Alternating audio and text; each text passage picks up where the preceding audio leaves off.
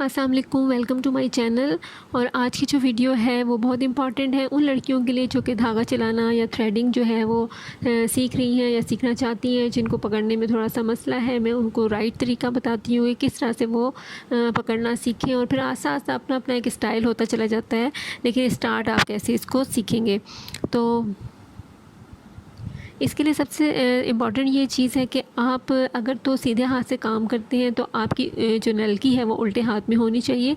तो मैं चूँकि सीधे हाथ से काम करती हूँ तो मेरी जो नलकी है वो मैं उल्टे हाथ में मैंने पकड़ी है। उल्टे हाथ में जब मैंने नलकी पकड़ी है तो मैंने एक सिरा अपने मुंह में रखा है, और दूसरा जो है हिस्सा वो मैंने आपने देखा है कि कैसे मैंने अपने राइट हैंड पे सीधे हाथ पे मैंने उसको लपेटा है।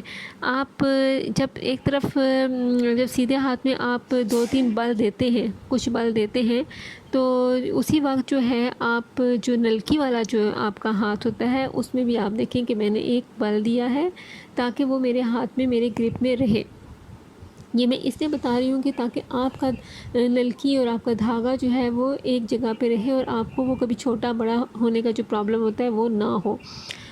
तो ये देखिए मैंने जब बल दे दिया और दूसरे हाथ में मैंने नलकी भी पकड़ ली, तो आप देखेंगे जिस हाथ में मेरी नलकी है उस हाथ का जो अंगूठा है वो भी मैं धागे के ऊपर रखूँगी। ठीक है ना।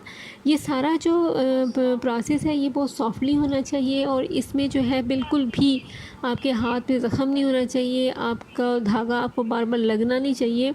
यानी कि आपको अगर ये फ़ील हो भी रहा है कि ये मुझे सख्त लग रहा है, लेकिन ये सख्त नहीं है। ठीक है ना। इसको आपने भी सॉफ्टली रखना है। कोई भी काम करने की पहली शर्त ये है कि आप खुद भी तकलीफ़ में ना हो। अगर आप खुद तकलीफ़ में होंगे तो आप अपने काम को कैसे एंजॉय करेंगे और आप कस्टमर को कैसे जो है वो फ़ायदा पहुंचाएंगे।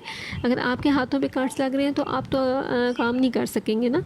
तो ये हमने एक जो है थंब रखा, इस थंब को मैं प्रेस करूँगी तो ये जो कैंची सी बन गई है ये खुलेगी।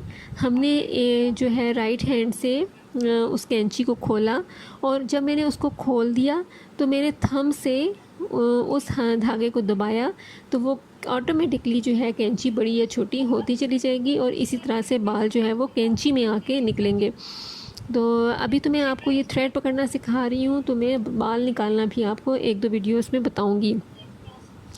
एक बात का और भी ख्याल रखें कि जब भी आप ये जो कैंची सी बनाएं थ्रेड की, ये बिल्कुल आपकी नलकी और आपका जो दोनों हाथ हैं इनका जो है बैलेंस बिल्कुल सीधा होना चाहिए।